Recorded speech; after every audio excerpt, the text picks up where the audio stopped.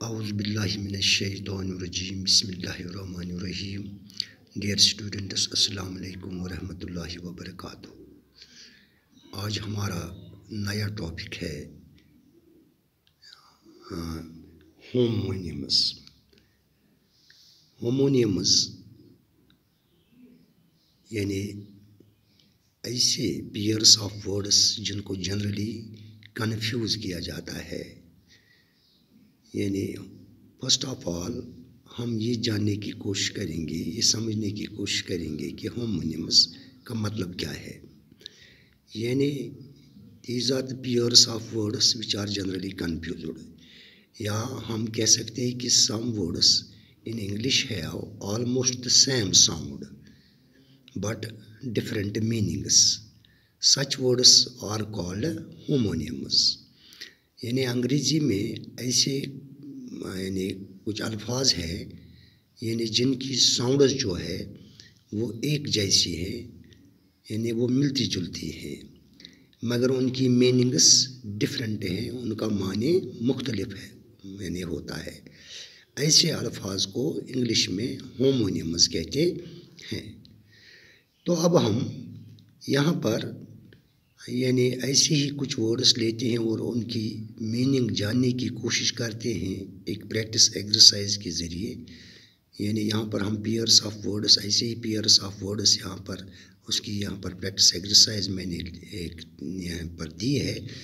तो अब हम इसी को डिस्कस करेंगे और इन पेयर्स ऑफ वर्ड्स को जिनकी साउंड सेम है लेकिन उनकी मीनिंग डिफरेंट है, तो इसको हम समझने की या जानने की कोशिश करेंगे यानी यहाँ पर मुख्तलिफ सेंटेंसेस के यानी ज़रिए। तो यहाँ पर जो फर्स्ट जो हमारा जो यहाँ पर सेंटेंस है, या फर्स्ट यहाँ पर जो मैंने होमोनिम यानी पेयर ऑफ वर्ड्स एक्सेप्ट और एक्सेप्ट यहाँ पर दिया है। तो पहला सेंटेंस है ही did not dash dash my offer. तो यहाँ पर ब्रैकेट में यानी दो यानी यही पेयर्स ऑफ वर्ड्स दिए गए हैं, यानी एक्सेप्ट एंड एक्सेप्ट। यानी यहाँ पर ACCEPT और AEXCEPT। तो हमें ये देखना है कि यानी इस सेंटेंस की सेंस को मुकम्मल करने के लिए, माने को मुकम्मल करने के लिए इनमें से कौन सा एक्सेप्ट मतलब हमें यहाँ पर फिल करना है।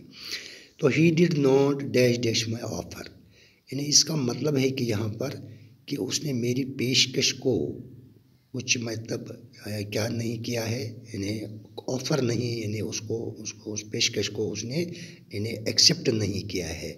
एक्सेप्ट यहाँ पर लिखना है यानी उसने उसको ऑफ़र को यानी कबूल नहीं किया या मंजूर नहीं किया है। तो हम ये लिखना है ये एक्सेप्ट ACCEPT, यहाँ पर ACCEPT एक्सेप्ट। तो इस तरह से ये सेंटेंस इसकी सेंस कंप्लीट हो गई है। तो he did not accept my offer, यानी उसने मेरी पेशकश को मंजूर या कबूल नहीं किया है।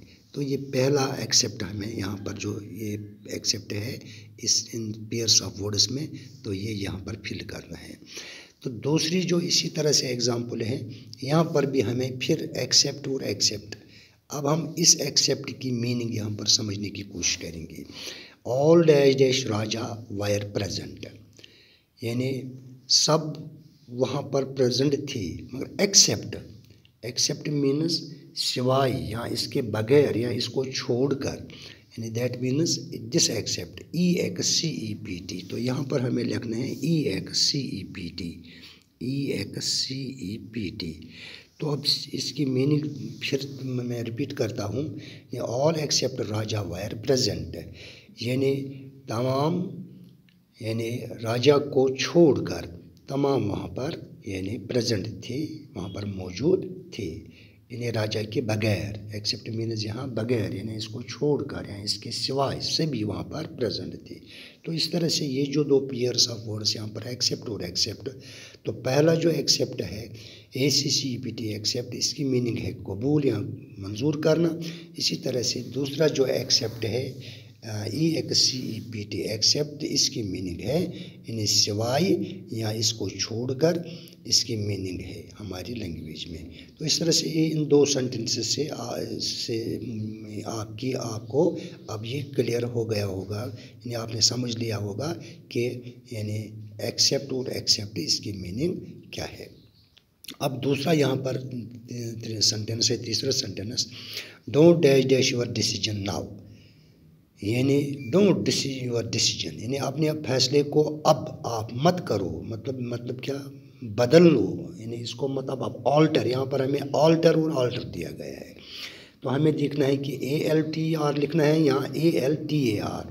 तो ये देखना है कि मतलब हमें कौन, मैंने जो यहाँ पर पूछा, हम सेंटेंस से मतलब यही लगता है, हमें ये समझते हैं कि don't dash dash your decision now, कि अब आप अपना डिसीजन ऑल्टर मत करो, यानी तब्दील मत करो, ALTER। तो हमें यहाँ लिखना है ये ALTER, यानी अब अपना डिसीजन आप मत बदल लो, यहाँ इसको तब्दील मत करो।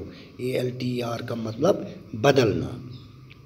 तो दूसरा, he bowed his head at the dash dash, तो यहाँ पर ALTER, तो यहाँ पर ये ऑल्टर लिखना है, यानी इस ऑल्टर का मतलब है कुर्बान गाह, यानी उसने अपने हेड को झुका दिया है, यहाँ कहाँ पर, कुर्बान गाह पर, ऑल्टर ALTER। तो यहाँ पर लिखना है ALTER ऑल्टर। तो इस तरह से ये जो दो पेयर्स ऑफ वर्ड्स थे, ऑल्टर एंड ऑल्टर, तो एक की मीनिंग है तब्दील करना, दूसरा का मतलब है कुर्बान गाह। तो अब पांचवा सेंटेंस है, you should dash dash yourself to new system. New system, यहाँ पर दो जो वर्ड्स हैं pairs of words, adapt adopt, same sounds है इनकी, तो लेकिन स्पेलिंग्स यहाँ पर डिफरेंट है। तो एक है ADAPT एडॉप्ट, ADOPT एडॉप्ट। तो you should dash dash yourself to new system, यानी आपको इस नए तरीके में अपने आप को एडॉप्ट करना है। तो हमें इसमें एडॉप्ट मीन्स यहाँ पर कि हमें इसको इसके मुताबिक अपने आप को डालना है, यानी एडॉप्ट ADAPT लिखना है यहाँ पर, ADAPT एडॉप्ट, यानी आपको इस नए सिस्टम के मुताबिक अपने आप को डालना है या इसके मुताबिक बनाना है आपको। तो दूसरा देखिए, Fatima says she will dash dash his child. तो यहाँ पर फातिमा कहती हैं कि वो उसके यानी बच्चे को क्या करेगी, एडॉप्ट करेगी, यानी गोद लेना या मुँह बोला बेटा बनाना, तो इसको कहते हैं एडॉप्ट। तो लिखेंगे यहाँ पर ADOPT एडॉप्ट। तो इस तरह से ये एडॉप्ट और एडॉप्ट, पहला एडॉप्ट मीन्स कि किसी मने मुताबिक बनाना, ADAPT। तो दूसरा एडॉप्ट जो है ADOPT एडॉप्ट, इसका मतलब है गोद लेना या मुंह बोला बेटा बनाना।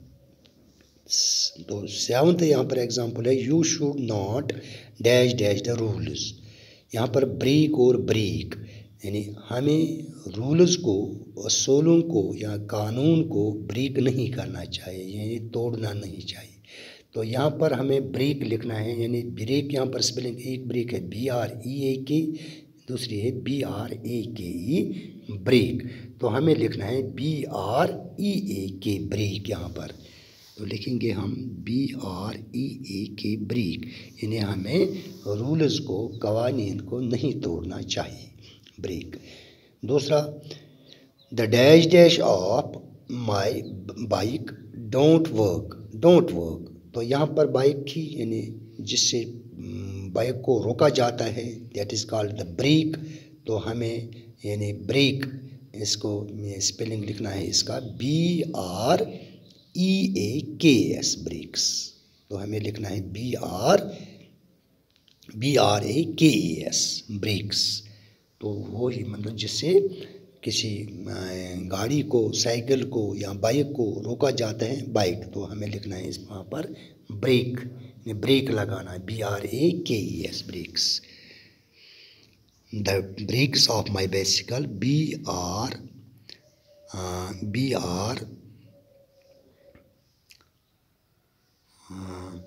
BRAKES, brakes. The brakes of my bicycle do not work, यानी मेरी बाइसिकल की ब्रेक्स काम नहीं करती हैं। तो इस तरह से ये ब्रेक्स और ब्रेक्स यानी आपको क्लियर होगा, यानी आपने समझ लिया इसकी मीनिंग अब क्या है।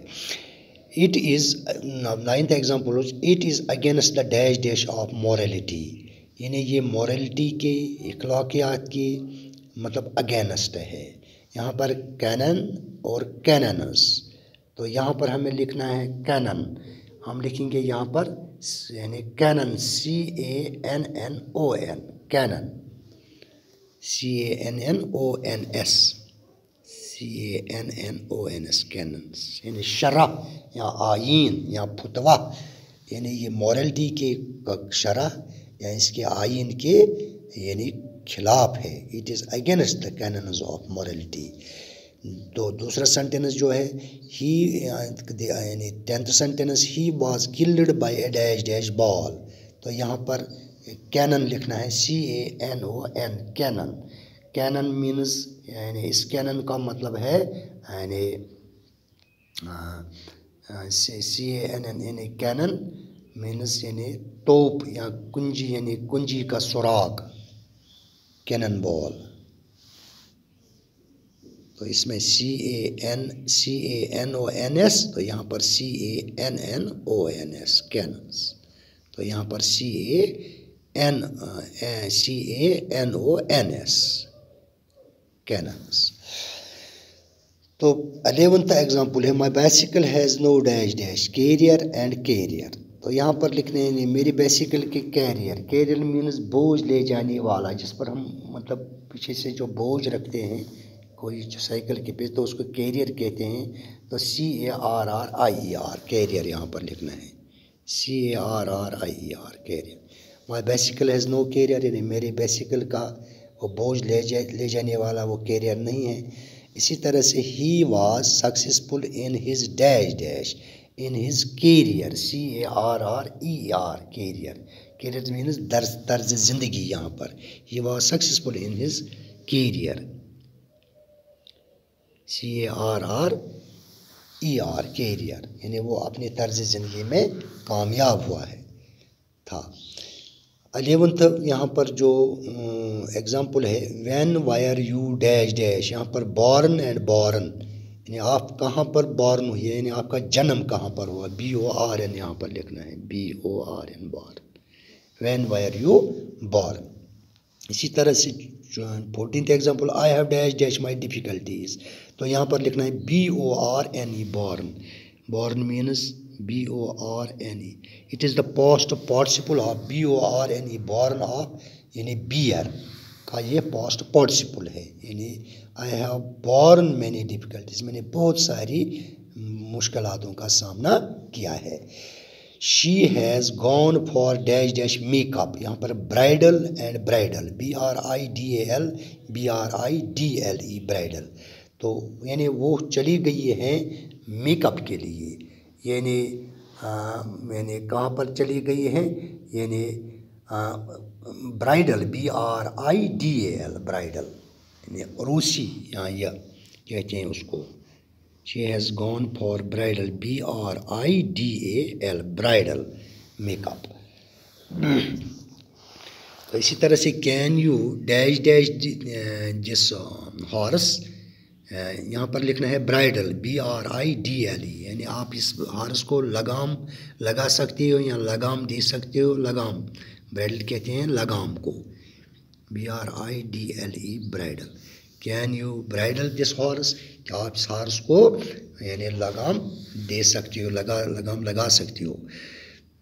17th word example is what is your date of dash dash, तो बर्थ, BERTH, तो यहाँ पर लिखना व्हाट आपकी डेट ऑफ बर्थ, BIRTH, यानी आपका जन्मदिन क्या है, BIRTH, बर्थ। तो 18th example, I got a dash dash in the train, यानी यहाँ पर यानी रेल में जो सोने की जगह होती हैं उसको कहते हैं यहाँ birth, BERTH, I got a birth, मैंने वो जगह वहाँ पर रेल में मैंने हासिल की है, यानी जहाँ सोने की जगह है, berth, BERTH, berth. I have no dash dash to the minister, यहाँ पर एक्सेस एंड एक्सेस, यानी अब मेरी मिनिस्टर के पास कोई पहुंच नहीं है। I have no dash dash to the minister, तो यहाँ पर लिखना है यहाँ पर आपको कि I have no access, ACCESS, यानी मुझे मिनिस्टर तक कोई पहुंच नहीं है, उस तक रसाई नहीं है, या उस तक मेरी गुज़र नहीं है। तो ये इसका यहाँ पर ये एक्सेस लिखना है, ACCESS, एक्सेस। तो 20 यहाँ पर जो एग्जांपल है, dash dash of everything is bad, यानी एक्सेस, EXCSS, यहाँ पर लिखना है excess of, EXCESS, excess of everything is bad, यानी हर एक चीज़ की जो बहतौत है वो बुराई है, हर एक चीज़ की बहतौत बुराई होती है, यानी excess of. 21st example is they will dash dash me to work hard, advice and advise यहाँ पर लिखा है। तो उन्होंने मुझे क्या किया, they will, यानी वो मुझे क्या करेंगे, यानी मुझे एडवाइस करेंगी टू वर्क हार्ड, कि आप मेहनत करें। तो यहाँ पर कौन सा एडवाइस लिखना है, ADVICE, एडवाइस मीन्स नसीहत करना। they will advise me to work hard। इसी तरह से अगला जो सेंटेंस है, आई शैल फॉलो योर डैश डैश, तो यहाँ पर लिखना है एडवाइस, ADVIC, यानी मैं आपकी एडवाइस, यानी आपकी राय, यहाँ पर या आपने जो मुझे इत्तला दी है, आपने जो मुझ तक ये पैगाम पहुँचाया है, राय दी है, मैं इसको फॉलो करूँगा। Make and dash dash of 30 degree, तो यहाँ पर एंगल एंड एंगल लिखा है। ये एंगल एक तो जाविया है, एंगल का 30 डिग्री का एंगल बनाना है, ANGLE, तो यहाँ पर लिखना है ANGLE, एंगल। तो make an angel of 30 degree, यानी 30 डिग्री का जाविया, एक जाविया बनाए।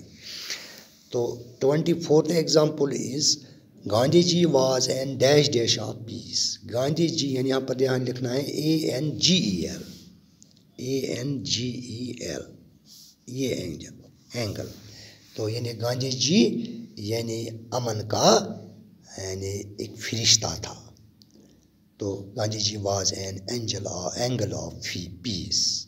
तो इस तरह से ये कुछ एग्जांपल्स थे इन पेयर्स ऑफ वर्ड्स को, जिनको हम अक्सर कंफ्यूज करते हैं, जिनकी साउंड सेम है लेकिन इनकी मीनिंग्स जो है उनको समझना तो ये कंफ्यूज करता है। तो इन कुछ सेंटेंसेस के ज़रिए मैंने इनको आपको समझाने की कोशिश की है। मैं इनको जल्दी फिर रिपीट करता हूँ। पहली जो एग्जांपल हमने ली एक्सेप्ट एंड एक्सेप्ट, इसी तरह से ऑल्टर एंड ऑल्टर, इसी तरह से यहाँ पर adopt, breaks and brakes, cannon and cannons, इसी तरह से carrier, born, bridal, birth, access and advice, इसी तरह से एंगल। तो ये थे कुछ पेयर्स ऑफ वर्ड्स जिनके मीनिंग्स मैंने आपको इन सेंटेंस के ज़रिए समझाने की कोशिश की है।